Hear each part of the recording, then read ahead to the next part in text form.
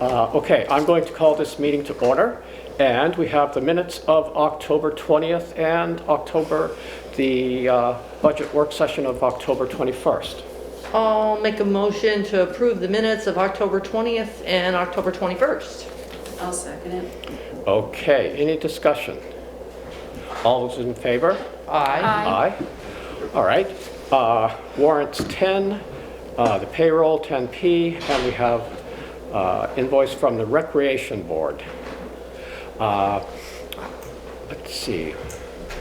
What would you like to do? I'll make a motion to approve bills for payment, warrant 10, 10P, and Recreation Board number 3. I'll second it. Okay, any discussion? Warrant 10 is for $12,485.28. That was going to fuel, grant and aid that went to purchase a new leaf blower for the highway department, electric bills, parts and supplies, and payroll transfers. So, any other discussion? All those in favor? Aye. Aye. All right, here we come to our public comments section. And is there anyone who would like to address the board and the public on an item that's not on the agenda? Yes. So I'm here to talk about the Wyndham County. Just introduce yourself. Policy. Yeah, okay. Go ahead. I think you should introduce yourself. Oh, my name is Chris Gagne. Okay, Thanks. thanks. Currently, the Wyndham County Sheriff's Fair and Impartial Policing Policy allows for cooperation and communication between immigration authorities and our local law enforcement. This leads to stops of people of color, whether they are documented or not. Here are some examples of what's going on in our state and why we need additional protections. And it's important to note that these occurrences have occurred in Vermont and under existing fair and impartial policing policies, so they could happen here. Undocumented individuals were arrested by ICE outside courtrooms in Burlington, Middlebury, and the Windsor County Courthouse in the last 3 years. In August 2017, 2 men were pulled over by a Franklin County Sheriff's deputy for a civil traffic violation. Upon discovering the men spoke only Spanish, the deputy radioed dispatchers and told them to send Border Patrol to the scene. During another Franklin County traffic stop, one officer told another to call Customs and Border Protection. A video of the stop showed the Border Patrol officer saying, "Yeah, he's wet," and this was right in front of the man. They also started questioning all the bystanders about their immigration status, including people in the house behind them. As a result of the intervention, a father and a son were deported. In November 2019, a Chittenden County sheriff detained, arrested, and turned over Luis Ulola to Border Patrol, who incarcerated him and ultimately deported him. His alleged crime was being an undocumented passenger in a car being pulled over for speeding on I-89. While these incidents did not occur in Wyndham County, it's necessary to prevent them from occurring, and the Wyndham County Sheriff's Office, FIP, allows for them currently. These incidents are tearing apart families and ruining lives, and it's inappropriate for local officers to be enforcing immigration law and racially profiling while they do so. We do not want local law enforcement to be doing this in our name, so it's time to draw a definite line between these policing functions and ease the danger to undocumented and people of color living among us.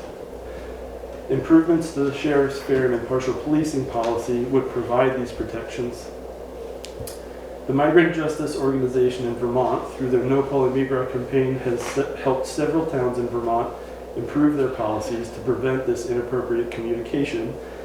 These include Brattleboro, Richmond, Winooski, Hartford, Burlington, South Burlington, Norwich, and the County of Addison. We want you to be aware that though you may be told that some provisions of the FIP are illegal, Vermont Attorney General has already approved FIPs that close the loopholes in those 8 jurisdictions mentioned. We're confident that the Attorney General would not certify policies that are illegal, since they are the highest law enforcement office of the state. And again, they have approved these and said that they comply. The most recent policy to be approved was Brattleboro's, and we encourage you to look at it as an example of what the sheriff's policy could and should look like. Last session, the sheriff said his heart was in the right place, So we need to see these reforms enacted to codify this officially. The campaign will be happy to come for a fuller discussion with you at a future date on the agenda. Any questions? Okay. The sheriff did say he was willing to update, that's not the word he used, but his policy if another one came along. So, that. So my understanding of the Criminal Justice Council review that's going on right now is that the sheriff is part of that board, and he has expressed hesitancy to adopt those revisions. So we're working at the state level to approve the state model FIP. We need to work at the Windham County level also. And I would again stress that the Windham County FIP currently is not up to the state standards by my read. It's relatively clear that there are words added that offer officers additional loopholes beyond the loopholes that are in the state model FIP. Okay. Any other questions? Yes. Carolyn Wilson. So am I understanding that, Chris, you're encouraging Dummerston that hires the sheriff and spends taxpayers' money on the Windham County Sheriff, that we're in a position of encouraging and putting pressure on the sheriff and his office to adopt this, is it a program or policy? Yeah, it's wording to close the loopholes that allow the cooperation of Border Patrol. So it's a policy. Right. Then. Yeah, that's correct. And I think it's important that Dummerston not allow contractors who work for Dummerston to have discriminatory policies. And so it's not that we have discriminatory policies, it's that we don't have a policy that closes the loopholes to potential discrimination. It's that the Windham County Sheriff's Office Fair and Impartial Policing Policy, which is based on the Vermont model Fair and Impartial Policing Policy, has wording in it that allows officers to inappropriately coordinate with ICE or Border Patrol. And the sheriff stated himself that enforcement of immigration or documentation status is not part of his office's job.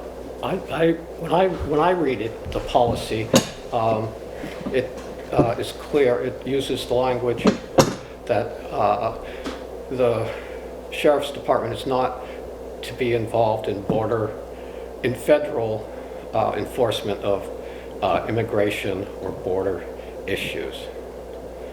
So.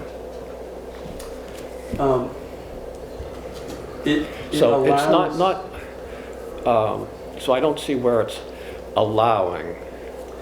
it allows individual officers to coordinate with Border Patrol and ICE, and so those officers may not do the actual enforcement themselves, but there is wording that allows them to contact Border Patrol and contact ICE, after which Border Patrol and ICE would have inappropriate systems information and knowledge of the person in question.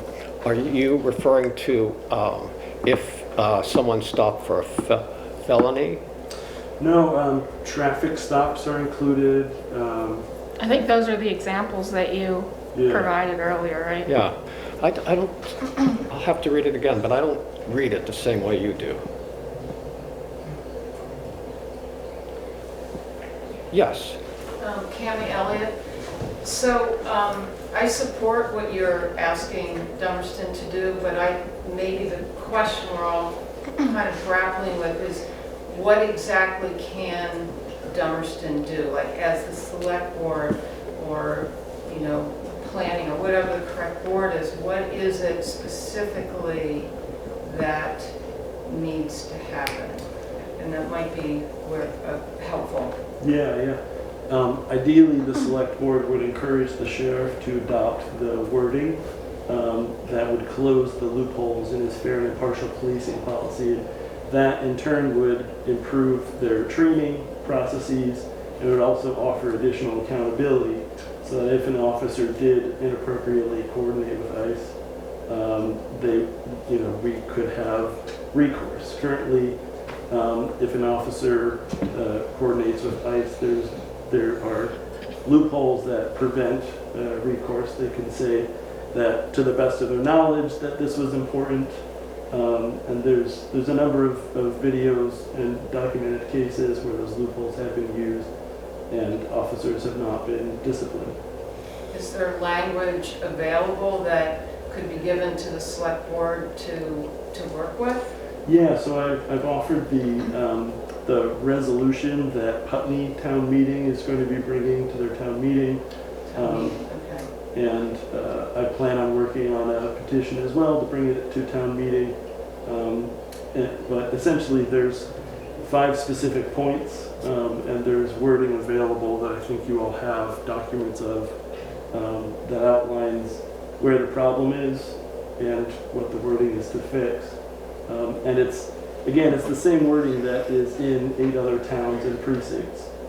So we can also reference those other police FIPs.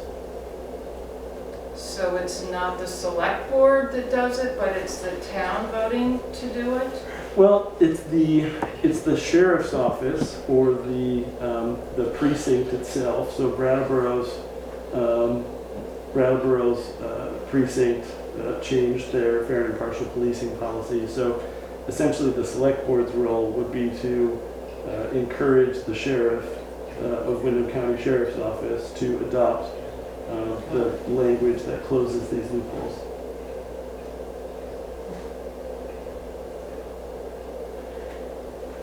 Yes. Yeah, Carolyn Wilson again. So I hear you say, Chris, that you'll bring a petition to the town meeting. But I'm curious, for the select board, you all are making decisions that are supposedly representative of the town's desires and wishes. So in addition to educating you all,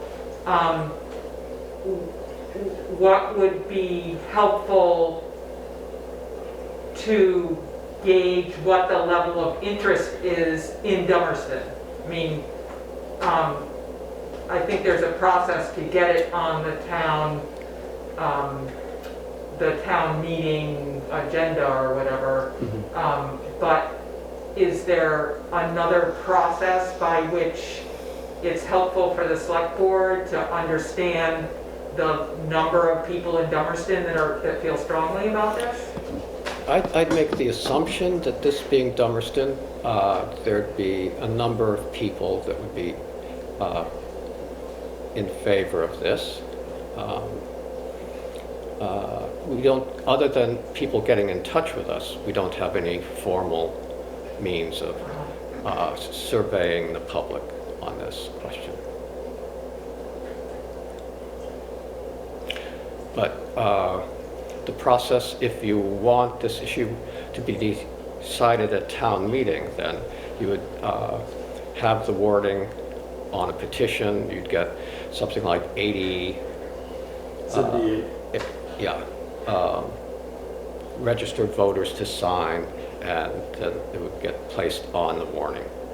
And I look forward to going through that process. It sounds like there's some hesitancy from the select board about this, but I really continue to encourage the select board to take this upon yourselves without a petition as well, because it's important. It's just fine to close these loopholes.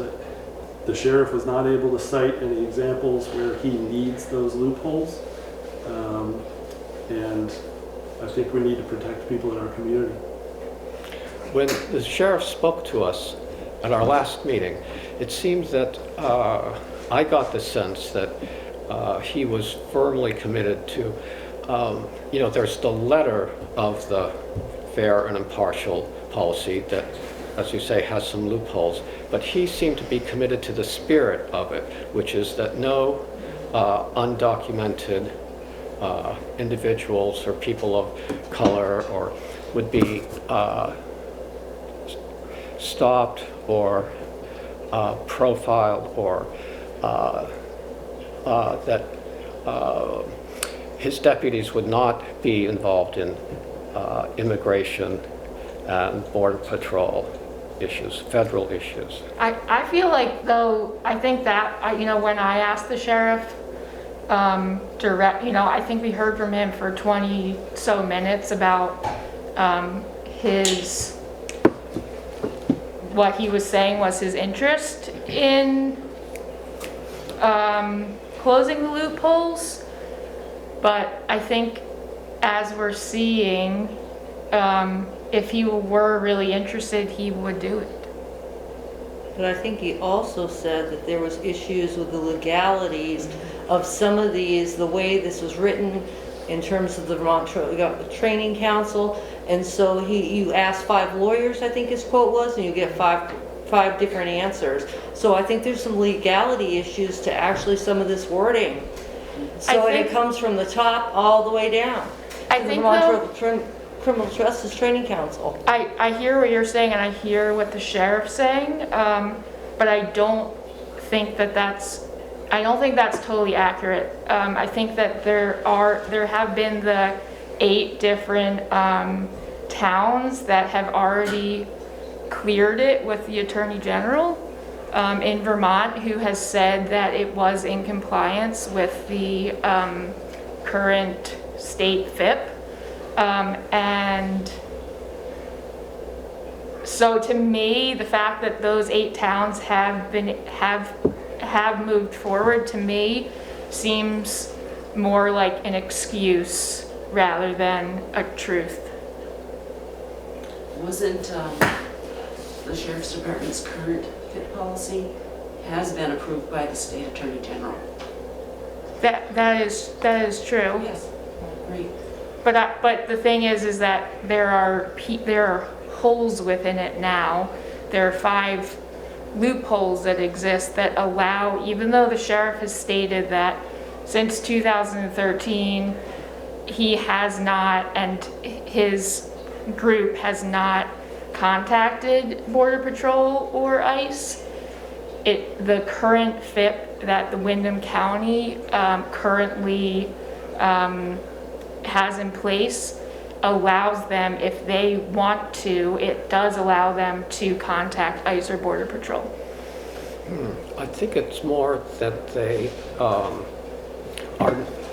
their policy is not to contact them, but there's that provision 1373 that is a federal statute that says law enforcement officers can contact other law enforcement officers, and that's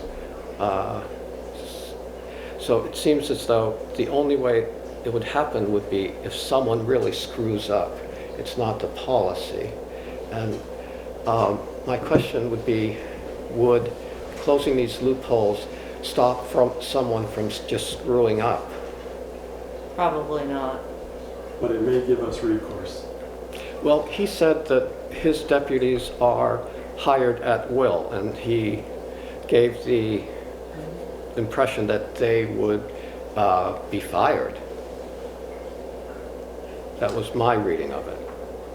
When citizens seek recourse, it needs to be a policy violation. And so currently, I'll just give you one example. Line 1 of the sheriff's FIP, officers will not intentionally engage in biased policing, as opposed to the Vermont model FIP that says officers will not engage in biased policing. So an officer can claim they were not intentionally engaging in biased policing, and then the citizen who brings a complaint about inappropriate enforcement is that much less powerful at getting change to happen. If his heart is in the right place, I don't know really why he is resisting these reforms when, again, the Attorney General has said that the closure of these loopholes complies. Okay. Yeah, Geraldine Wilson, so it seems like the legalities is an issue. And so, but that's something that should be able to be resolved, you know, whether it's legal or not.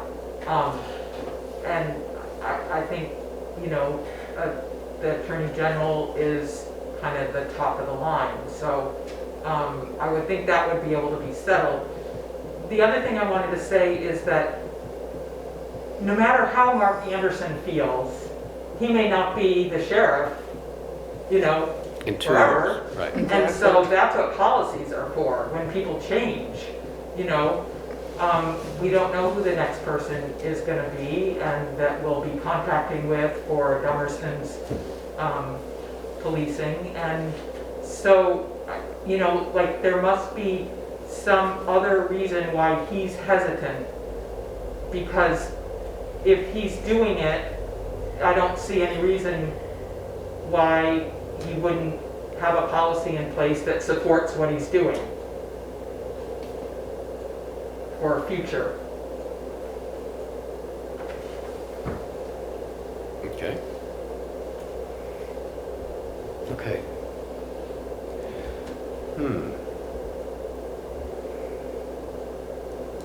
Let's see. I started reading through the Brattleboro policy. And I guess what I have to do is go back and compare it to the Wyndham policy enough time so I can see the differences. I don't think we're going to, it's not on our agenda to decide anything tonight.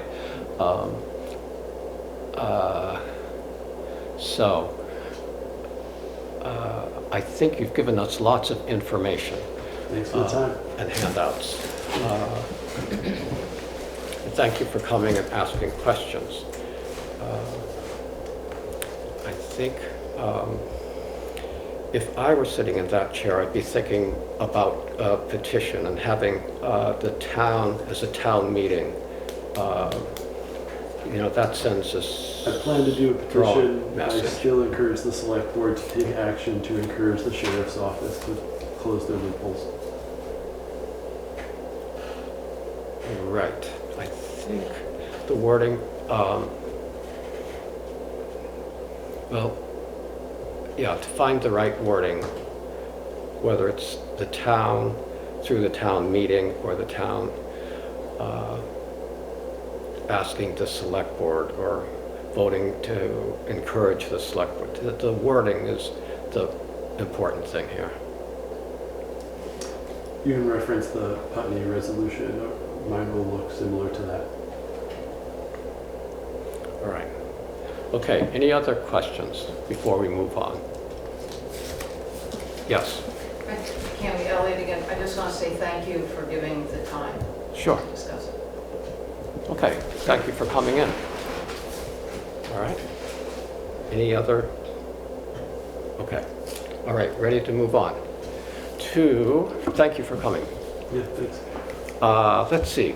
We have any other public comments about any other topic? Okay. The road foreman's report, we ready for that? I spoke with Lee. The road crew has been grading, cleaning out culverts, using their new leaf blower to blow leaves from the road onto people's front lawns. And in preparation. And they've started going through the equipment for the maintenance, which means that they're thinking that there's going to be some snow at some point. Hopefully not too soon. Yeah, hopefully not too soon. Let's see. Ron Hubbard, who's been part-time highway road crew member, is going to be retiring at the middle of November, and he's been an especially helpful, good-natured, you know, Great asset to the highway department. yes, and the town. And Yeah. I wish him all the best on his, I think, second retirement now, right? Yeah. Yes.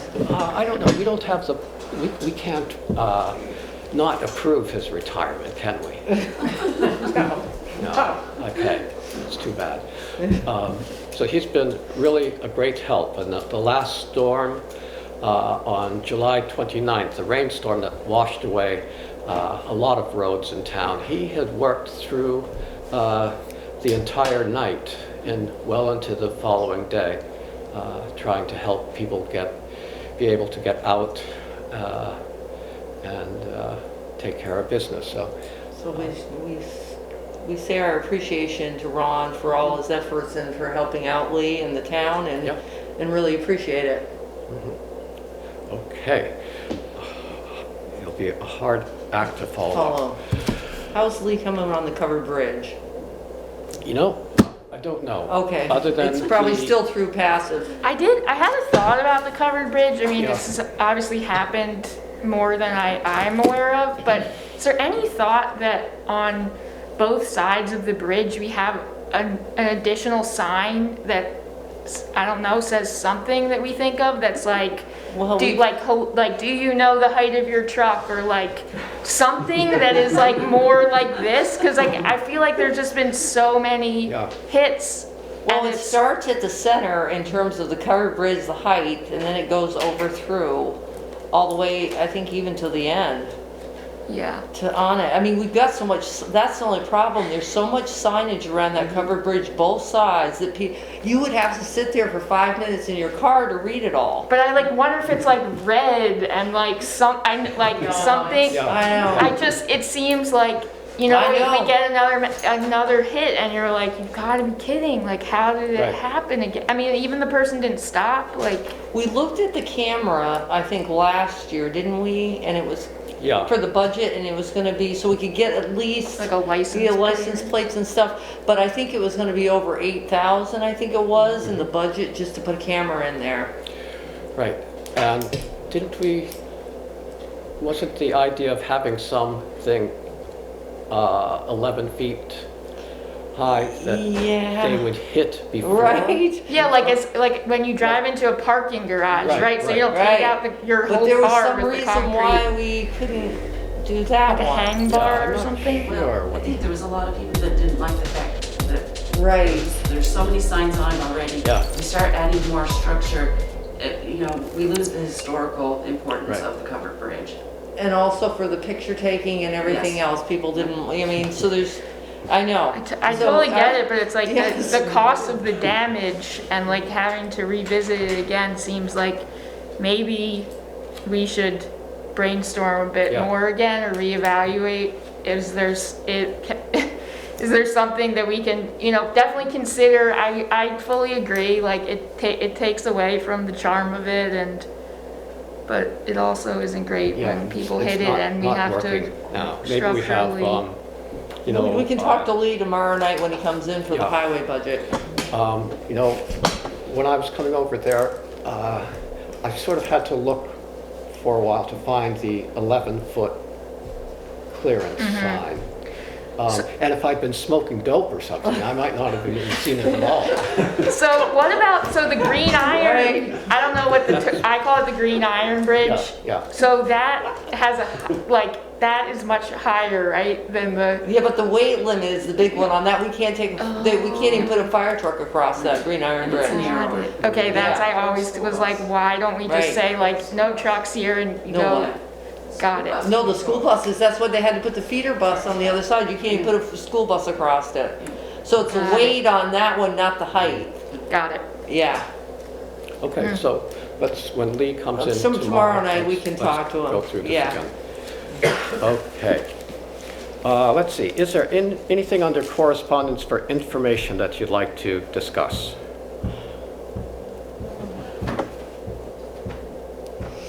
Let's see. Okay. Then going on, correspondence for discussion and/or action, the Wyndham Regional Commission information request regarding possibility of hiring a project manager.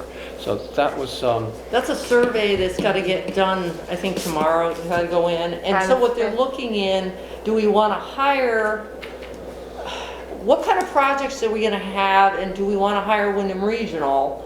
Because you can use the ARPA funds to pay for a project manager, but since I took the webinar today and the fact that we haven't got the final rule and they need the final rule to write up the protocol so that we can do this, I don't know that if we're gonna need help from the Wyndham region in that sense, or can we handle the paperwork on our own? We don't know what the paperwork's gonna be. So I mean, I think at this point, I'd rather just say, look, we got some ideas, but we're gonna deal with this in January, and we don't know yet if we're gonna need help. My understanding too was that it would also involve other possible projects, like helping out with FEMA, with, you know, like our flooding. No, that's separate. It No, is separate? No, this was just dealing with ARPA. Oh, I thought that I reread the email. Maybe I'm totally incorrect, and there were additional Oh, maybe they can- project. I don't, I'm pretty sure, but again, it said- could be incorrect, that there was the possibility of things maybe, that were beyond ARPA, that would we have any interest in okay. contracting with them? And my only thought was just that as our, you know, possible flooding is going to continue in the town and get worse, like looking forward, it sounds like this doesn't lock us into, it doesn't commit us at all to anything by saying that we possibly could be interested. So my thought is that maybe we continue to be interested and not commit ourselves or lock us in any way, but just kind of like get the information to see what would this cost us. And Well, we need to know which way we want to go, because then again, we don't have the FEMA rep in here yet to meet with us, so we don't know what we need. See, the FEMA rep should be coming in the next few weeks. That's the one that's gonna meet with Lee and then meet with Charlotte. We already know, because I'm the secondary support on this with Charlotte, okay? That we're gonna have to document it, but we don't know what we're gonna need until we actually get the FEMA rep in. totally. So that's why I'm saying maybe it'd just be best to say right now with Wyndham Regional, we don't know yet because we're not sure. We may need you, but. Sure. Yeah, that's all I'm saying. That's what I'm It's just saying, like, we don't know yet. Totally. We're not sure yet. We'll get back to you when we get a better handle on this, because we're still in all this so much fluid. There's so much gray area going right now between these webinars and stuff and what we're getting, that I don't see anything concrete coming down the pike for at least 2 months. Totally. My only suggestion was like keeping the pipeline open. Oh yeah, I'll keep the for- pipeline open, but I just don't know what the pipeline is. That's my problem. right. Yeah. So, I mean, I'm more than happy to, I think it was Chris Campany, I'm more than happy to respond and just say, we feel like there's a lot still up in the air and we're trying to determine, but can you continue to keep us in the loop in that, in our vague information we're able to provide? Does that sound reasonable? That's fine, or That I can do it because I'm, doing Great. the ARPA. Let me do it Okay, because great. I'm on the pipeline right already with Great. the ARPA. So I'll Okay. grab it. Great, Okay. thank you. Great, good. Okay, let's see. Under new business, we have Ray Harris from Tucker Reed Road is interested in becoming an auditor. And we have an open seat for the auditor position. We talked with him earlier this evening. What would you like to do? I'll make a motion to appoint Ray Harris to the auditor position until town meeting 2022. Yeah, okay. Okay, any discussion? All right. Ray Harris has a background in finance and accounting, auditing, and seemed like he could take care of the responsibilities of being an auditor. especially with Ruth Hoffman as a mentor. Yes. So, yes, Point of order, can you just make sure also that you clarified the terms from 2022 at the election? So that when you get ready for setting the voting, the ballots, the petitions, that you clarify what each of the 3 spots, what the term's gonna be from 22 forward. okay, so we don't have 3 everyone. people up at the same Yeah. year. So they'll be staggered. Yep, okay, To stagger, that was much easier than what I said, yes, make sure to stagger the term. Yes. okay. Thank All right, any other discussion? All those in favor of appointing Ray Harris? Aye. Aye. Aye. Opposed or abstentions? Okay, I'll let Mr. Harris know the good news. And let's see, what's next? Okay, we've talked about health insurance for town employees, and it's the time of year when you have to renew. And in our discussions, we talked about just keeping the same plan that we've had for a couple of years now. And it seemed like town employees were good with that. So we just need to make that official so Charlotte can do the renewals. I'll make a motion that we review the current health insurance plan. I'll second that. Okay, any discussion? All those in favor? Aye. Aye. All right, good. We can let Charlotte know we've done that. In fact, I'll drop her a line Okay. today, Charlotte. All right. Regional Emergency Management Committee appointments update, if any. I think we'll have 2 people at our meeting that they couldn't make tonight's meeting, but they'll be at our budget meeting tomorrow. Yes, so that looks promising, Yes. that we have 2 people that might like to become Dummerston's emergency management. That would be, Yeah. Yes. Thanks for your time on wrangling. Yes, very yes. much. Very much Yeah, we appreciated. should give you a finder's fee. Yes, exactly. So- That's 3. Okay, so we'll see what happens tomorrow. Now, Patty Wallor has resigned, would like to resign from the Development Review Board. She's been on the board for several years and has a busy life outside of the Development Review Board. So, I'll make a motion that we accept Patty Wallor's resignation from the Development Review Board and thank her and appreciate all of her hard work on that board. yeah, I'll second that. okay, she's, it's, the Development Review Board is a pretty user-friendly board to go to now compared to the old days. So, and Patty and other members of the board are responsible for making it a more friendly, convivial place when people get caught up in zoning issues and red tape. They try to make it less onerous to follow the zoning laws. So, all those in favor? Aye. All right, let's see, and now, the big item, let's see, with it getting dark, so. Time change. And I guess it's going to get more dark.